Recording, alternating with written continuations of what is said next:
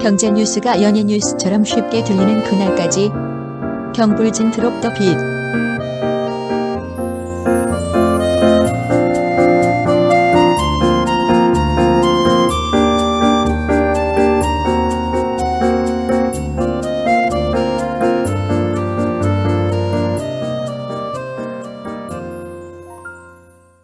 경제 브리핑 불편한 진실 11월 17일 섹션 시작하겠습니다. 지난주 저희가 브리핑에서 단골 고객의 배신, 이런 황당한 사례를 좀 알아보지 않았습니까? 그렇죠. 단골에게는 싸게 주고 덤도 더 얹어준다. 보통 우리가 이렇게 생각해 왔었는데 네. 이런 우리의 상식에 뒤통수를 날리는 아주 깜짝 놀랄 만한 소식이었었죠.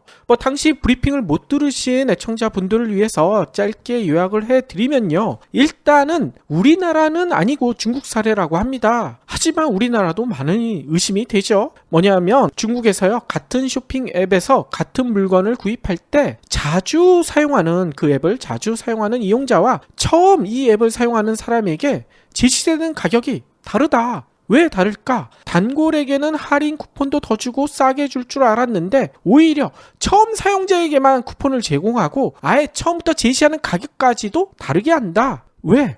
AI를 써서 단골은 가격이 비싸도 어차피 살 거 아니냐? 이렇게 판단을 내렸기 때문에 이런 말도 안 되는 행위를 한다는 겁니다. 네.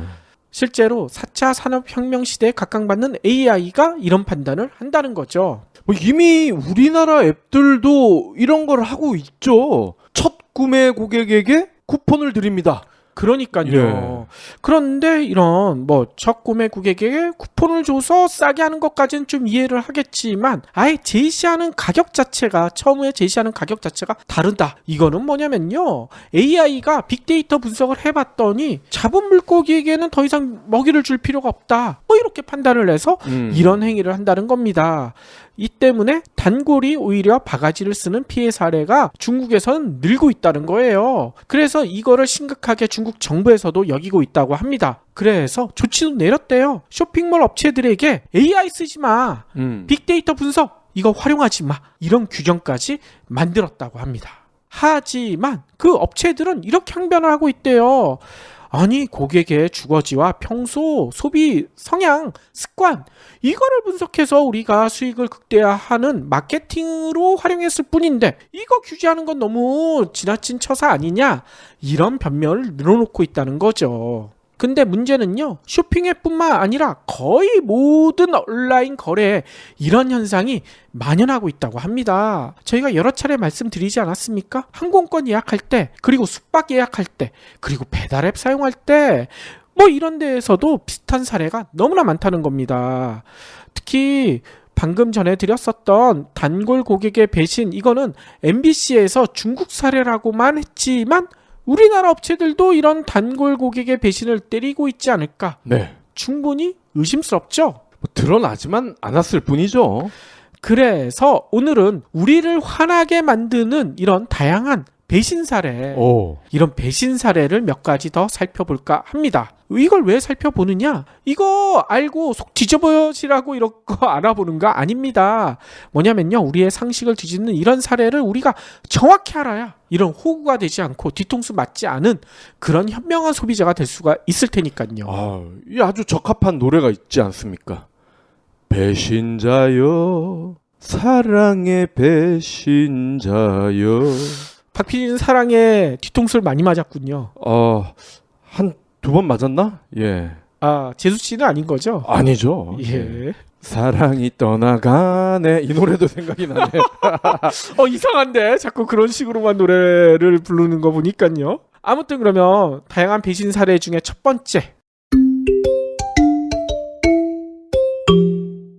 번째는 뭐냐? 멀티태스킹의 배신.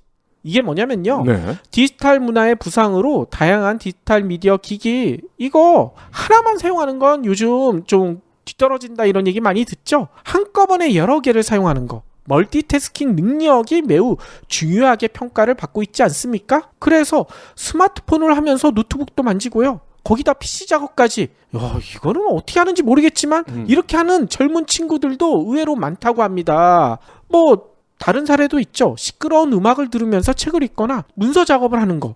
이런 것들도 뭐 일반인들도 많이 하는 너무나 흔한 사례죠. 근데 저는 이거 절대 못하거든요. 왜냐면 저는 조금만 시끄러워도 집중을 하지 못하거든요. 근데 음악을 들으면서 책을 읽는 거는 저는 이해가 돼요. 왜냐면 음악을 안 들으면 기존의 소음이 책을 읽는데 방해를 해. 그러니까요. 예. 그래서 백색 소음 효과 뭐 이런 걸 얘기를 하시면서 이렇게 하시는 분들도 있는데 저도 음악을 그래서 틀어놓고 책을 읽어보면요. 나중에 책은 재밌게 잘 읽은 것 같아. 근데 며칠 지나 보면 내가 뭔 책을 읽었는지 전혀 기억이 안 나더라고요. 저한테는 백색 소음의 효과가 없는 것 같아요. 그걸 클래식으로 한번 바꿔보세요. 저는 클래식으로 듣거든요. 그래요? 예, 클래식으로 들어도 저한테는 그렇습니다. 그런데 저처럼 박 PD가 지적하는 것처럼 저 같은 사람들한테는 그런 얘기를 하죠. 왜 멀티도 못해? 좀 능력이 떨어지는 거 아니야? 스스로도 그런 생각을 하거든요. 워낙 멀티를 잘하는 사람들이 많기 때문에 내가 능력이 조금 뒤처지는 게 아닐까 이렇게 걱정도 많이 하시거든요. 실제로 다른 분야에서도 마찬가지예요. 야구나 축구, 뭐 운동 분야에서도 이제는 포지션 하나 잘하는 걸로는 취급을 못 받죠. 두세 개 포지션은 그냥 커버할 수 있어야지 진짜 능력자다 이런 인정을 받지 않습니까? 근데 이러다가 오타니가 작살이 났죠. 얘가 홈런도 한 20개를 치면서 공도 160km를 던지는 거야. 그러니까요. 예. 그런데 지금 팔꿈치 고장 나가지고 올해 완전히 말아먹었죠. 맞습니다. 뭐 투수를 하면서 야수까지 하는 거 이게 현대 야구에서는 조금 아닌 것 같았었는데 그렇게 두 개를 잘하니까 능력자네 인정을 받다가 지금 문제가 생긴 거 아닙니까? 그쵸. 실제로 뭐 야구뿐만 아니라 다른 분야에서도요. 이런 멀티태스킹이 능력이 아닐 수도 있다. 이런 연구 보고서가 나왔어요. 뭐냐면요. 미국의 스탠퍼드대 심리학과 그리고 캘리포니아 샌프란시스코대 의대 신경과학과 그리고 뉴로스케이프 그리고 신경과학 연구소 공동 연구팀이요. 미디어 멀티태스킹이 청소년들의 주의 집중력과 기억력에 어떤 영향을 주는지 이거를 연구해 봤다고 합니다. 그래서 그 연구 결과를요. 지난달 말 그러니까 29일에 세계적인 과학 저널 네이처 있죠. 네이처에 발표를 했대요. 그러면 결과가 어땠을까? 연구팀은 이렇게 했다고 합니다. 18세에서 26세의 건강한 남녀 80명을 대상으로요. 미디어 멀티태스킹이 기억력과 주의력에 미치는 영향을 실험을 해봤다고 합니다. 실험 참가자들에게 TV를 보면서 다양한 스마트 기기를 동시에 사용하도록 아까 얘기처럼 뭐 스마트폰도 하고 노트북도 사용하도록 이렇게 했다는 거예요. 이렇게 하면서 뇌파를 측정해 봤다는 거죠. 그리고 동공의 크기 이거의 변화도 관찰을 했다고 합니다. 그 다음에 실험이 끝난 다음에 이 실험 대상자 80명에게 물어봤대요. TV 속 내용에 대해서 질문을 던지고요. 정확히 대답을 했는지 이 정확성도 측정을 해봤다고 합니다. 그리고 주당 미디어 멀티태스킹 시간 그리고 비디오 게임 사용량에 대한 설문조사도 했고요. 그리고 주의력 결핍 과잉 행동 장애 있죠. ADHD 이것도 조사를 해봤고요. 주의 집중력 그리고 각종 정신장애 관련 측정도 실시했다고 합니다. 그런데 그 결과 어떻게 나왔느냐. 미디어 멀티태스킹을 오래 할수록 그 시간이 길면 길수록 어떻게 됐느냐. 심각할 정도로 주의력과 기억력이 올라가는 게 아니라 떨어졌다고 합니다. 그래서 이 연구를 이끌었던 앤서니 와그너 스탠퍼드대 교수, 이 인지심리학과 교수님이거든요. 이분은 이렇게 설명을 해요. 기억은 주의력이 전제되어야 한다. 이게 기본이다. 집중한다는 것은 기억을 위한 필수 준비 과정이다. 그런데 멀티태스킹은 본인도 인식하지 못하는 수준에서 이 과정이 어떻게 되는 거냐? 해킹을 당한 것이다. 이렇게 지적을 합니다. 멀티태스킹을 한다는 것은 주의력을 해킹당하고 있다. 이렇게 생각을 해야 된다는 거예요. 그래서 멀티태스킹은 기억을 위한 신경 신호를 감소시켜버린다. 그래서 심할 경우엔 어떤 영향까지 일으키느냐? 기억을 왜곡시키고요. 그리고 심지어는 치매와 비슷한 상태까지 이르도록 만든다. 이렇게 지적을 하셨습니다. 그리고 이게 진화학적으로도 그럴 것 같아요. 멀티태스킹 하다가 사자한테 잡아먹히면 어쩔 거야. 그러니까요. 그래서 이런 멀티태스킹이 아까 해킹을 일으킨다 이런 얘기까지 하지 않았습니까? 이 박 PD가 얘기한 대로 진화 심리학적으로, 진화론적으로 봐도 그렇고요. 거기다 심각한 거거든요. 치매를 일으킬 수도 있다. 오. 치매와 비슷한 상태를 일으킨다. 이건 너무 놀랍지 않습니까? 그러네요. 그러니까 제 경험을 떠올려 봐도 비슷한 것 같아요. 아까 시끄러운 음악, 뭐 클래식 음악도 시끄러운 게 있지 않습니까? 잔잔한 것도 있지만 잔잔한 거는 주위 소음이 가려지지가 않아. 그래서 좀 시끄러운 음악을 보통 듣죠. 그리고 TV를 보면서 책을 읽는 분들도 꽤 계시죠. 그런데 나는 책을 집중하고 너무나 재미있게 읽었다 생각을 했었는데 나중에 보면요. 책 내용이 거의 기억이 안 나. 그런 경험은 많지 않습니까? 거기다가 또 스마트폰 채팅을 하면서 상대방과 대화를 열심히 나눴다. 이런 분들도 계시는데 대화를 나눌 때도 스마트폰 열심히 보시는 분들 계시지 않습니까? 근데 나중에 보면요. 너 내 얘기 듣고 있었니? 이런 질문 많이 받을 거예요. 맞아요. 요즘에는 카페에 이런 분들이 많더라고요. 뭐 연인이나 친구끼리 오긴 왔는데 서로 눈을 바라보면서 이야기를 해야 되는데 핸드폰만 만지고 있어. 맞아요. 그렇기 때문에 그렇게 대화를 나눴다고 생각을 하겠지만 나중에 보면요. 서로 얘기가 다 달라. 뭐냐면 아까 얘기한 대로 기억이 왜곡되거나 치매와 비슷한 상태에 이르기 때문이라는 겁니다. 네. 멀티태스킹 때문에 주의력과 기억력이 감퇴가 된다는 거죠. 그래서 실제로 이런 내용도 있더라고요. 독일에서 활동 중인 철학자이자 문화 비평가인 한병철 교수님이 피로사회란 책을 쓰셨거든요. 네. 이 책에서는 이런 현상에 대해서 이렇게 지적하셨습니다. 멀티태스킹은 후기 근대 노동 및 정보사회를 사는 인간만이 갖추고 있는 능력이 아니다. 그것은 오히려 퇴화다. 이렇게 지적을 하셨어요. 네. 진화된 게 아니라 퇴화라는 겁니다. 그래서 저는 이렇게 얘기를 드리고 싶어요. 혹시 지금 방송을 들으시고 계신 애청자분들 중에서도 이런 분들 계실 겁니다. 뭐 스마트폰이나 PC로 경불진 들으면서 게임도 하시고 서핑도 하시고 아니면 뉴스나 이런 거 뭐 신문도 보시고 이런 분들 계실 텐데요. 이런 애청자분들이 계신다면 지금이라도 퇴화를 하지 않기 위해서라도 다른 거 다 좀 이제는 끊으시고 경불진에만 집중해 주시길 좀 부탁드리겠습니다. 예. 그리고 멀티태스킹 뭐 다양한 걸 다 잘하자 이런 건데 제가 볼 땐 이거는 학원 산업의 농간입니다. 하나만 잘하기도 힘든데 뭘 다 잘해. 그러니까요. 아니 거기다가 요즘 젊은 친구들 뭐 중고등학생, 대학생도 마찬가지죠. 시끄러운 음악 들으면서 공부를 한다고 하는데 그런 친구들 중에 공부 잘하는 친구가 있는지 저는 그것도 의심스러워요. 네. 또 다음 배신 사례 어떤 게 있느냐? 퇴소하던 날은 정말 기뻤어요. 제가 고대하던 날이었기 때문이었는데 기차가 출발을 하는데 그때 눈물이 나더라고요. 마음 둘 곳이 없다라는 생각이. 여러분의 독립은 몇 살이었나요? 보육원의 아이들은 만 18세가 되면 시설을 나와 홀로 살아가야 합니다. 어른이 되기는 아직 이른 나이. 곁에 아무도 없다면 그것은 자립이 아니라 고립입니다.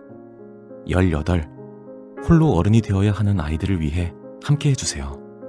아름다운 재단은 18 어른의 건강한 자립을 응원합니다. 아름다운 재단 18 어른 캠페인.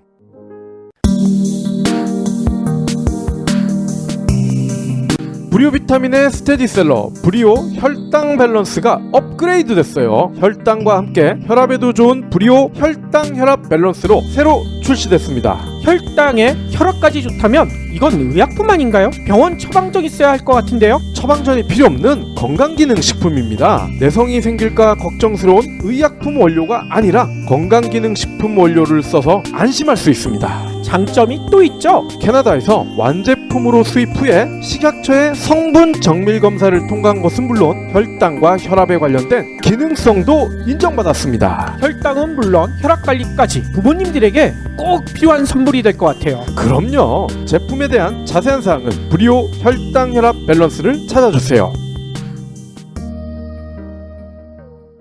이거는 놀랍게도 노벨 경제학상과 관련돼 있어요. 뭐냐면요. 최근 노벨 경제학상을 받은 내용 중 대중에게 가장 많이 알려진 것은 아마 뭘까요? 글쎄요. 넛지? 그렇죠. 바로 넛지일 거예요. 2017년 경불진이 사랑하는 리처드 세일러 교수님이 이 넛지로 노벨 경제학상 받지 않았습니까?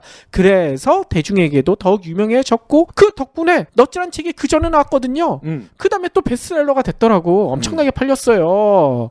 아이, 우리 경제 시그널은 안 팔리고 있는데 말이죠. 이 브리핑에서도 전해드리지 않았습니까? 테슬라가 주가 급등하고 있다. 이 PD님 테슬라 넣었지? 아, 테슬라 못 넣었어요. 못 넣었어요? 예, 아이고. 빨리 넣어야 되는데. 13%가 올랐다는데. 그러니까요. 빨리 넣었어야 됐는데요. 아무튼요. 이 넛지 때문에 많은 분들이 다 알고 계실 겁니다. 이 넛지 효과 강압적이지 않고 옆구리를 살짝 찌르는 식으로 사람들에게 더 좋은 선택을 하도록 유도할 수가 있다. 아, 이 또 하면 박PD 화낼 텐데 태권도 말고 또 유도야. 아이. 예. 그런 거 말고 이제 옆구리를 찌르는 거니까 구애 행동 아닙니까? 구애 행동. 예. 예. 그럼 뭐라고 할까요? 구애 행동을 해야 된다. 아, 유도 말고. 네. 아무튼요. 더 나아가 이런 얘기도 하죠. 넛지가 골치 아픈 문제를 해결할 수 있는 만병통치약이다. 이렇게 얘기하시는 분들도 계세요. 그래서 우리나라는 물론이거니와 세계 각국에서도 이 정책을 활용하기 위해서 넛지 효과 이거 모든 공무원들이 배우고 막 그러지 않았습니까? 그런데 최근에 넛지 효과에 태클을 거는 연구 하나가 발표가 됐어요. 오. 영국 런던에 퀸 메리대 그리고 킹스 칼리지 런던대 킹스 칼리지 런던대라는 데가 있습니다. 오. 그리고 독일의 에어프루트대 그리고 막스 프랑크 인간발달연구소 이런 공동 연구팀이요. 넛지 효과가 얼마나 발휘가 될 수가 있는지 이거를 조사해봤다고 합니다. 아, 왠지 이 킹스 칼리지 런던대에서는 예. 킹스맨을 배출할 것 같아. 아, 킹스맨이 여기서 나왔나요? 예, 킹스맨 영화 재밌긴 재밌는데 예. 너무 잔인해. 전 못 보겠더라고요. 애들 못 보여주겠어요. 아, 저는 기발하고 좋더라고요.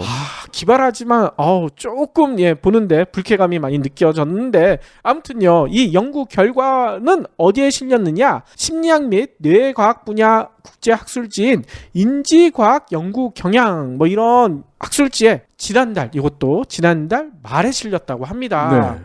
그러면 이 공동 연구팀은 도대체 어떻게 했느냐? 2008년에서 2019년까지 발행됐던 65편의 넛지 관련 연구 논문을 메타 분석을 했다는 거예요. 그래서 그 결과 넛지가 행동을 개선하기보다는 이걸 확인했대. 오히려 악화시키는 역효과를 내는 경우가 너무나 많다. 아, 그래요? 예. 그래서 일반적으로 받아들여지고 있는 사회 규범을 고치기 위한 넛지나 개인의 행동 변화를 이끌어내기 위해 비슷한 사례 집단을 들면서 비교하는 식의 넛지도 있지 않습니까? 이런 넛지들은 실패할 확률이 너무나 크다. 연구팀은 이 학술지에서 이렇게 지적하고 있습니다. 그래서 넛지 수단으로 우편이나 이메일, 문자 메시지를 활용하는 경우도 있잖아요. 이럴 경우에는 기대하던 효과를 이끌어내는 경우가 아예 거의 없다. 이것도 밝혀냈다고 합니다. 그래서 보통 이런 얘기 하잖아요. 넛지 효과를 설명할 때 많은 책에서도 많은 언론에서도 이런 거 인용하죠. 선거 전날 투표할 의향이 있습니까? 요거를 한마디만 물어보더라도 이거를 우편이나 이메일이나 문자 메시지로 물어보더라도 투표율이 올라간다. 이런 얘기가 많지 않았습니까? 그런데 이게요. 초반에는 먹힐 수가 있대. 한두 번 할 때는. 하지만 이제는 이게 먹히지 않는다고 합니다. 이유가 뭘까요? 지겨워서? 지겨운 거. 예. 맞습니다. 왜냐하면 이 넛지는 초등학생들도 알아요. 넛지 효과라는 거를 초등학생들까지 알 정도로 많이 광범위하게 알려졌는데 지금 옆구리를 찌르면 어떻게 되겠습니까? 그 남자 화장실에 있는 팔이 그게 대표적인 넛지 사례로 꼽히잖아요. 그렇죠. 좀 지겹긴 해요. 맞아요. 이제는 그 효과가 거의 없다는 겁니다. 이제는 둘리로 바꿔주세요. 둘리로 바꾸면 그 효과가 있을까요? 공룡들이 화내지 않을까요? 그 다 흑백이야. 파리는 다 검은색이잖아요. 그래서 그런가? 좀 이렇게 푸르딩딩한 걸로 이왕이면 좀 움직이는 걸로 움직이는 거. 그러면 좀 식상함이 덜하지 않을까 싶어요. 맞아요. 아니 그래서 국내에 한 고속도로 휴게소에는 그 움직이는 거를 만들어 놨잖아요. 초창기 때는 그게 되게 인기 있었대요. 그래서 다들 거기서 오줌을 싸려고 기다리는 줄까지 생길 정도로 인기가 있었는데 최근엔 그것도 없다고 합니다. 한두 번 재밌지. 그쵸. 그게 여러 번 되면 재미가 있겠습니까? 그러니까 둘리로 바꿔야지. 아니 둘리로 바꿔도 그게 재미가 있을까요? 둘리가 화만 내죠. 그런데 더 재미난 게 있습니다. 오히려 넛지보다는요 다크 넛지가 더 많이 확산이 된다는 그런 사례도 있다고 합니다. 뭐냐면요 다크 넛이 무료나 할인 서비스 이거 준다면서요 사람들 막 끌어모은 다음에 이게 무료나 할인 서비스인데 갑자기 유료로 전환해버리는 이런 거 우리가 스마트폰 앱 살 때 보통 그러지 않습니까? 무료인 줄 알고 앱을 깔았는데 갑자기 한 달 뒤에 갑자기 유료래. 이래가지고 난리 나는 사례들 많지 않습니까? 이런 다크너츠의 피해만 증가시키는 경우가 너무나 많다는 겁니다. 그래서 이번 연구를 이끌었던 마그다 우즈만 런던 퀸 메리대 박사님은 이런 얘기를 해요. 이번 연구는 성공의 지름길처럼 받아들여져 왔던 넛지가 많은 분야에서 효과적으로 작용할 것이란 생각을 완전히 뒤집고 있습니다. 이런 얘기를 한다는 거죠. 그래서 이런 충고를 해요.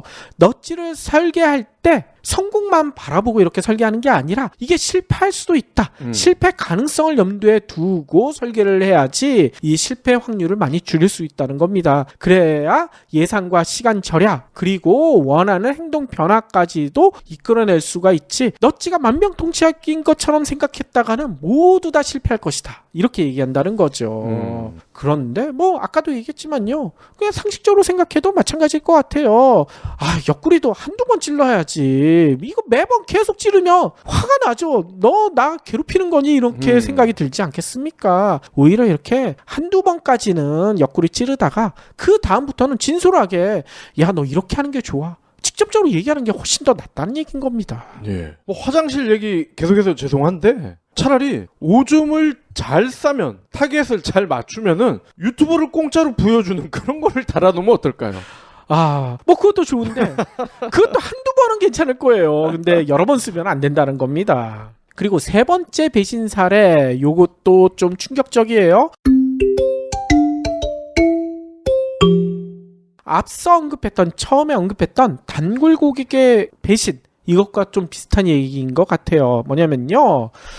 이런 얘기가 있죠. 배우자의 말은 안 들어도 이것의 말은 반드시 듣는다. 자식.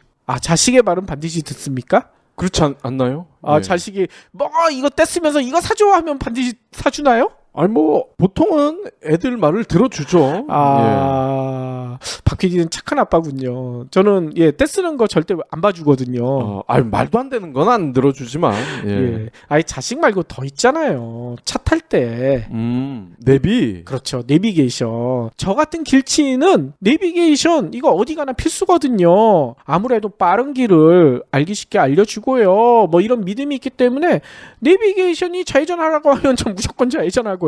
직진하라고 하면 직진하고 와이프는 저쪽으로 가는 게 빠르다고 해도 저는 내비게이션 말 듣고 내비게이션대로만 가거든요. 그런데 저처럼 이렇게 내비게이션 말만 듣다가 낭패를 보는 사람들이 의외로 많다고 합니다. 그렇죠. 요즘은 티맵 같은 경우에 이 국토교통부라든지 교통과 관련된 분들이 분산을 위해서 일부러 돌아가는 길이 나오게끔 한다고도 합니다. 그렇죠. 예전에도 그런 얘기를 저희가 섹션에 드린 바가 있었는데 그것보다 더 심각한 얘기가 있어요. 뭐냐면 일반적으로 차를 타고 갈 때 이렇게 분산을 하면 그래도 교통 체증이 좀 줄어들기 때문에 나을 수도 있지만 그게 아니라요. 분초를 다투는 생활 전선에서 이런 내비게이션의 배신 때문에 고통을 받는 사람들이 있다는 겁니다. 바로 배달 노동자분들.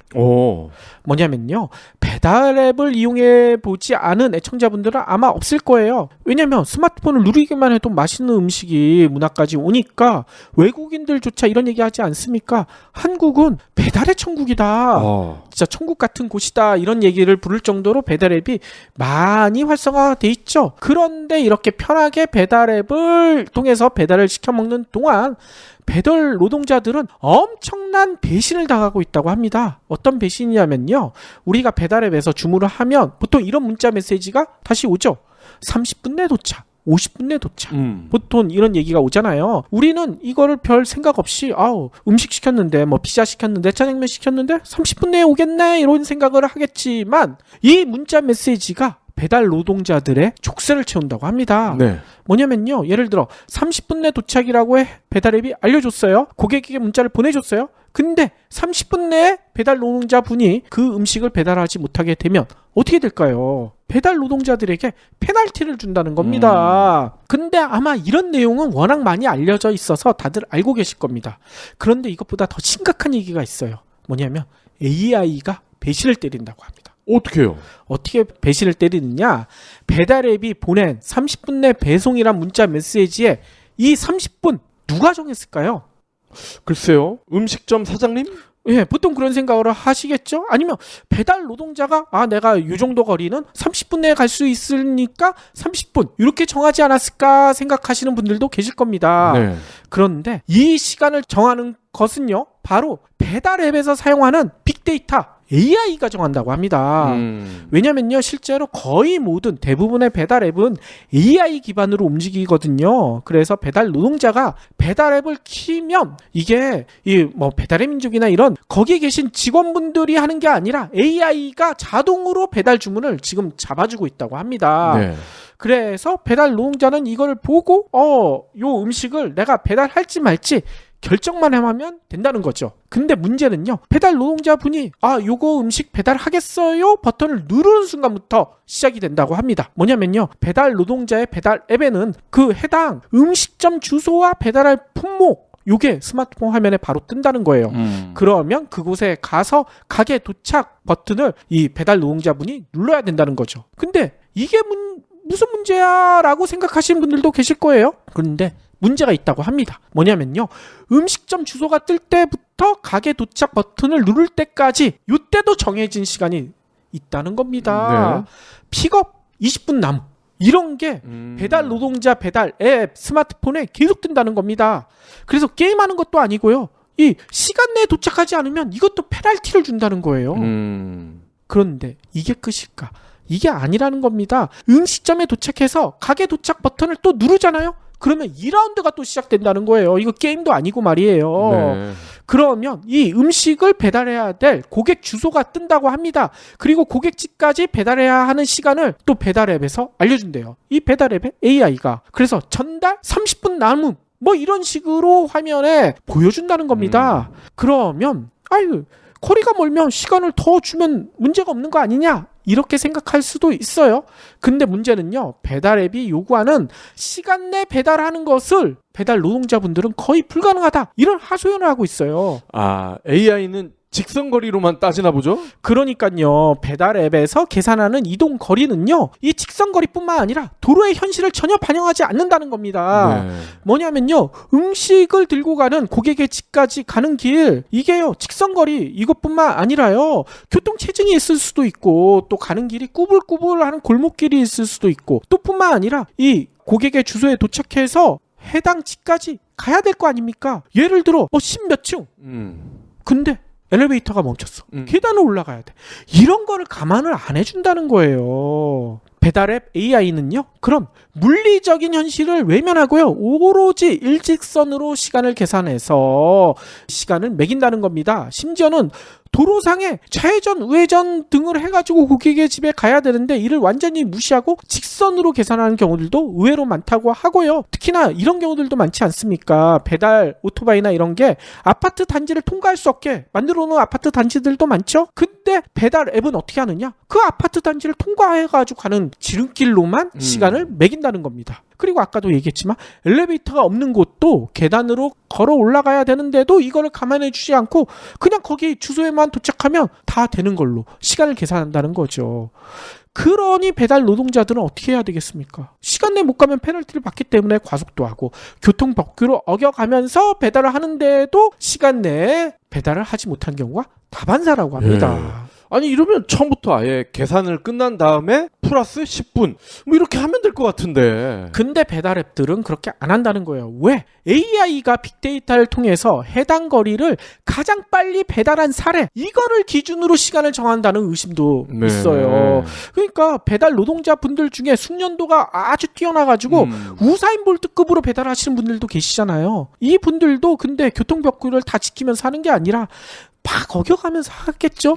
근데 이런 겁니다. 우사인 볼트가 100m를 9초대에 뛰었으니 야, 우사인 볼트도 사람 아니야, 니네도 똑같이 뛸 수 있어. AI가 가압을 한다는 겁니다. 근데 이런 현실에 대해서 배달 노동자분들이 어디 하소연할 데도 없다는 거예요. 왜? 제 시간에 음식을 가져가지 못하면 고객의 불평은 누구한테 하겠습니까?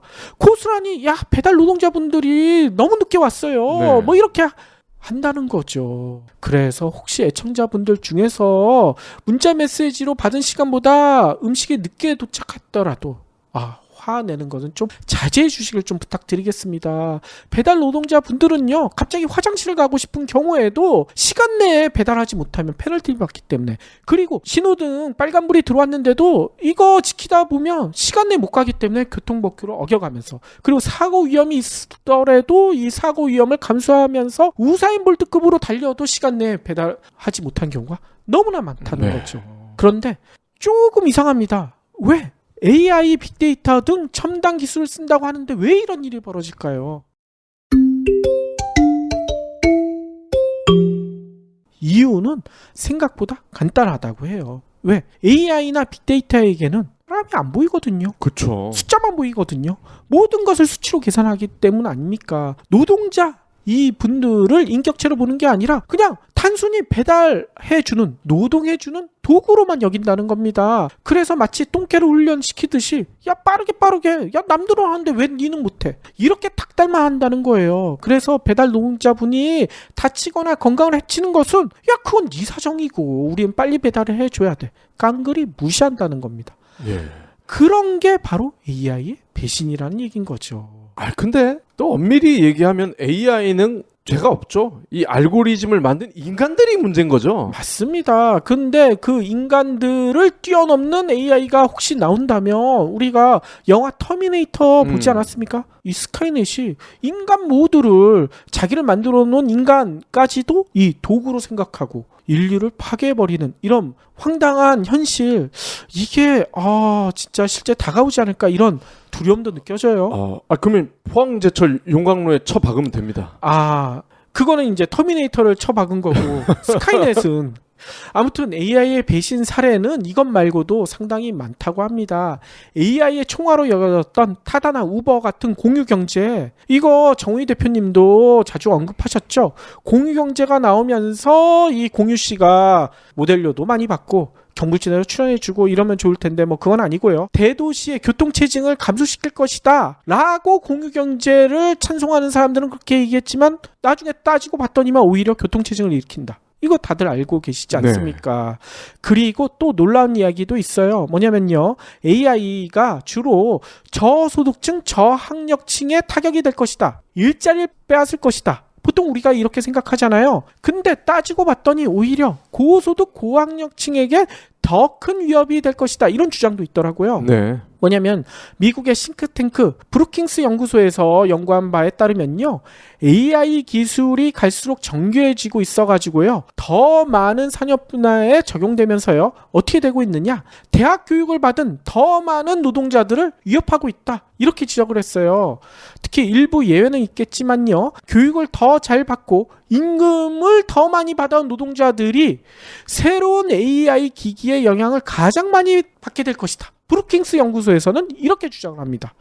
그래서 특히 수치도 제시를 했는데요, 이런 얘기를 했어요. 고졸 노동자보다 대졸자는 5배, 대학원 졸업자는 4배. 이게 뭔 얘기냐면요, AI가 대체할 일자리 숫자입니다. 고졸자보다는 대졸자가 5배, 대학원 졸업자는 4배를 더 많이 대체할 거란 얘기인 거예요. 네. 이는 우리가 보통 AI가 나오면서 계산원이나 패스트푸드점 직원, 텔레마케터, 이런 저숙련 단순 노동자들이 일자리를 많이 뺏길 것이다 라고 여겨왔는데 이것과는 완전히 정반대라는 겁니다. 그렇죠. AI를 만든 사람들도 돈을 많이 벌 수 있는 일에 AI를 투입을 하죠. 맞습니다. 그래서 이런 얘기도 나오고 있어요. AI가 나오면서 여성들의 일자리가 많이 사라질 것이다. 보통 그렇게 여겨왔거든요. 근데 웬걸 남성들이 더 큰 위협을 받게 될 것이다. 이렇게 나오고 있습니다.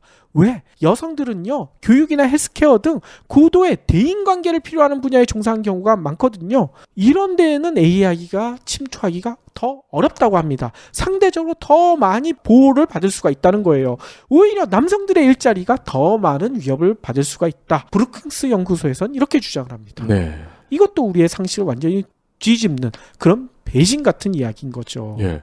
뭐 사실 자동 운전 자동차 이런 얘기하면서 AI 이야기가 많이 나오는데 비행기도 사실은 그 기장이라는 직업이 있잖아요. 그렇죠. 그분들도 무사하기는 어려워요. 맞습니다. 지금 같은 경우는 기장과 부기장 이렇게 2인 1조가 들어가야 되잖아요. 근데 AI가 비행기까지 자동 운전을 할 수 있을 정도로 발달을 하게 되면 부기장이든 기장이든 한 사람은 없어져야 돼요. 그렇죠. 예. 그런데 더 충격적인 얘기도 브루킹스 연구소에서 했어요. 뭐냐면요. 지역적으로 봤었을 때 AI의 충격이 가장 많은 곳. 보통 그런 얘기를 하면 농사를 짓는 데거나 축산업을 하는 데들이 AI가 그런 거를 다 할 테니까 그런 데 충격이 가장 많을 것이다. 보통 그렇게 여겨오지 않았습니까? 네. 근데 브루킹스 연구소에서는 정반대 얘기를 했어요. 기술과 혁신의 도시인 샌프란시스코, 그것도 실리콘밸리. 여기가 미국에서 AI에 가장 취약하대요. 오. 왜냐하면 여기에서 AI가 일자리를 가장 많이 대체할 것이란 얘기인 겁니다. 이는 뭔 얘기일까요? AI의 또 둘째가라면 서로 우리나라 일자리 문제에 있어서도 AI에 가장 취약하지 않을까, 이런 걱정이 든다는 거죠. 그러니까 이런 얘기를 좀 드리고 싶어요. AI가 등장해도 나는 괜찮다 여겨왔던 고학력 대기업 노동자 여러분, 괜찮을까요? 앞으로 어떤 일이 벌어질지 모릅니다. 가장 먼저 잘리죠. 그러니까요. 이것도 AI의 배신일 수가 있다, 이런 얘기인 겁니다.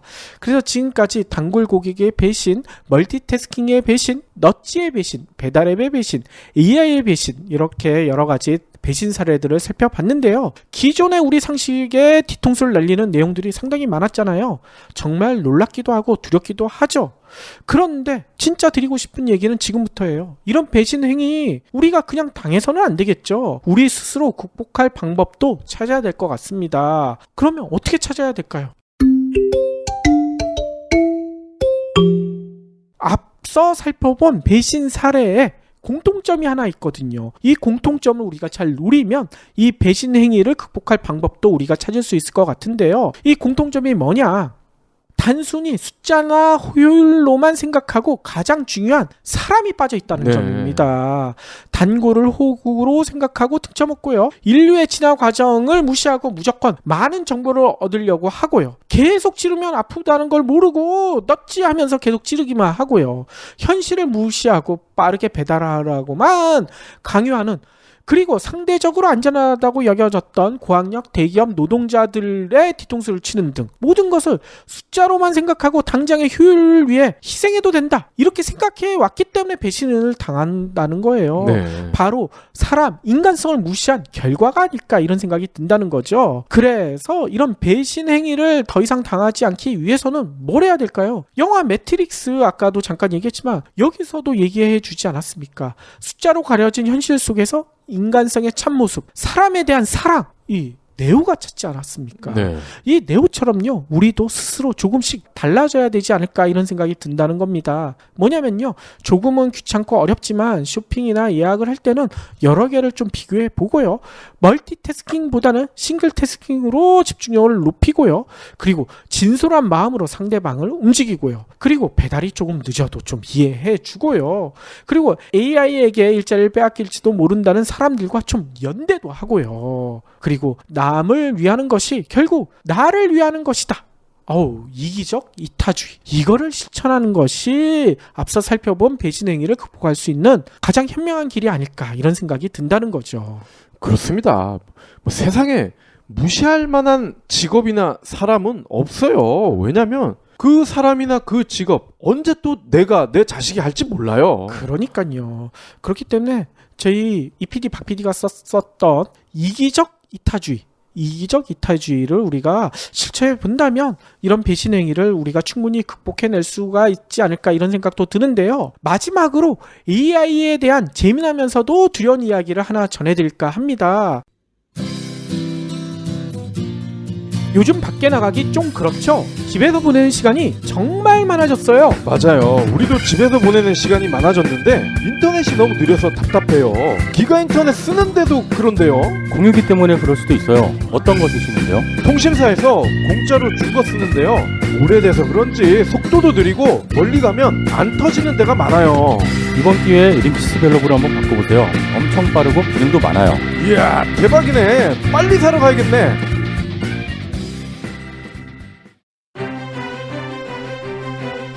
뉴턴이 만유인력 법칙을 발견한 비결을 알고 계시죠? 지난번 경불진에서 말씀해 주셨잖아요. 흑사병 탓에 대학이 문을 닫아 고향 집에서 생각할 시간이 늘어난 덕이다. 맞아요. 흑사병에 대한 두려움에 빠져있지 않고 주변을 자세히 살피다 보니 만유인력 법칙이라는 위대한 발견을 한 거죠. 정말 대단해요. 전염병이 나돌면 무서울 텐데 그걸 이겨냈다니.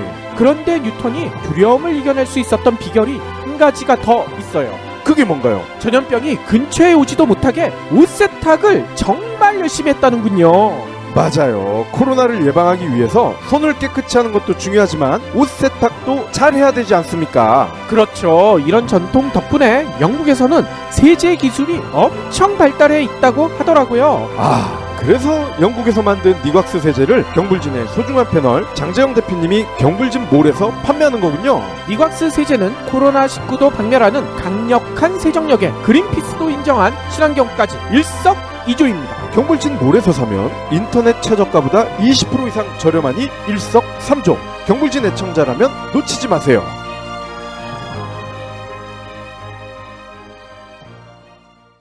이거 보신 분들도 계실 것 같은데요. 이달 초 스코틀랜드 프로축구 2부 리그에서 벌어졌던 일이거든요. 혹시 박 PD는 보셨나요? 아니요. 이게 진짜 우픈 이야기입니다. 뭐냐면요. 최근 여기도 스코틀랜드도 코로나로 인해서 이 축구 경기가 무관중 경기로 열리고 네. 있거든요. 그래서 당연히 이 프로 구단들 재정 압박을 많이 받겠죠. 그래서 여러 가지 시도를 하고 있다고 합니다. 그런데 이 2부 리그 구단 중에 인버네스라는 구단이 있대요. 여기는요, 이 팬들을 위해서 축구 경기를 중계를 하는데 이 중계를 하려면 사람이 많이 필요하잖아요. 중계 카메라 이것도 많이 필요하고요. 근데 중계 카메라만 쓰나요? 중계 카메라 감독도 필요할 거 아닙니까? 그래서 이 비용을 줄이기 위해서 중계 카메라 감독 인력을 줄이기 위해서 어떻게 했느냐? AI를 도입했다고 합니다. 네. 카메라를 자동으로 이렇게 조정할 수 있게. 그래서 이거를 여러 차례 했대요. 지난달부터 AI가 공의 움직임을 스스로 따라가면서 카메라를 찍어주는 그런 시스템을 설치해가지고 많은 호평을 받았다고 합니다. 인버네스 구단은 이를 대대적으로 홍보하기도 했고요. 그리고 카메라가 만든 영상을 그대로 TV 중계에도 활용하기도 했다고 합니다. 몇 경기를 시험 중계했는데 별 문제가 없었대요. 네. 그런데 지난 2일 여기서 문제가 하나가 터졌대. 뭐냐면요. 이 경기도 아까 얘기대로 AI 카메라가 중계하는 그런 장면을 TV나 인터넷을 통해서 하고 있었는데 이상하게도 AI 카메라가 중계 도중에 엉뚱한 곳을 자꾸 비추는 거예요. 카메라가 공을 쫓아가다가 갑자기 카메라 화면이 싹 달라집니다. 예. 카메라가 딴 곳을 비치기 시작한 거예요. 도대체 어느 곳을 비췄을까요? 문제가 여기 있었다는 거예요. 거기에 경기 선심 중에 선심 있잖아요. 이 선심 중에 한 분이 머리숱이 매우 없었대요. 예. 그래서 AI가 공을 쫓아가다가 갑자기 선심이 뛰기 시작하잖아요. 예. 이 경기 도중에 이렇게 선심들도 위아래로 이렇게 그렇죠. 뛰잖아요. 선심이 뛰기 시작하면 선심의 머리를 공으로 착각했다고 합니다. 근데 머리랑 공은 좀 다르지 않습니까? 근데 그분이 머리숱이 아까 얘기했잖아요. 매우 없었다는 겁니다. 예. 하나도 없었어요. 색깔도 다를 테고 공이랑. 근데 이게 그렇게 됐다는 거예요. 이 카메라는 공을 따라가다가도 이 경기 선심이 달리기 시작하면 심판 쪽으로 자꾸 선심 쪽으로 자꾸 카메라 앵글을 옮겼다는 거죠. 예.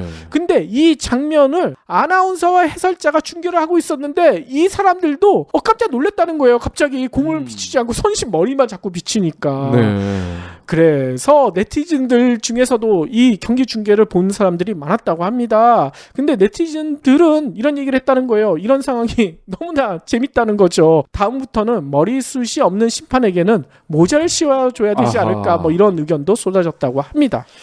이 탈모인들을 2번 죽이는군요. 그러니까요. 그런데 저는 여기서 참 두렵다는 생각이 하나 들더라고요. AI가 우리가 생각하는 것보다 훨씬 멍청할 수도 있겠구나 이런 생각이 드는데 이 멍청하게 되면 두려움이 더 생긴다는 겁니다. 뭐냐면요. 앞서 얘기했던 것은 AI 카메라니까 다행이지 자칫 지금 전 세계에서 많이 만들고 있는 군사용 AI가 이런 실수를 한다면 어떻게 하겠습니까? 자칫 애매한 사람 이런 사람들을 죽일 수도 있지 않을까 이런 걱정이 생긴다는 거죠. 그렇죠. 우리가 잘만 다루면 인류에게 좋은 친구로 남을 수도 있지만 이런 AI에게 모든 걸 맡기게 된다면 끔찍한 일이 벌어질 수도 있다는 겁니다. 그런 일이 벌어지지 않기 위해서라도 꼭 가장 중요한 게 뭐겠습니까? 사람에 대해서 더 많이 생각하고 사람이 모든 통제권을 가지고 이거를 해야 된다는 거 우리가 잊지 않아야 될 것 같습니다. 예. 구분을 확실히 해야 될 것 같아요. 이거는 인간만이 해야 될 일, 이거는 AI가 도와줘도 되는 일.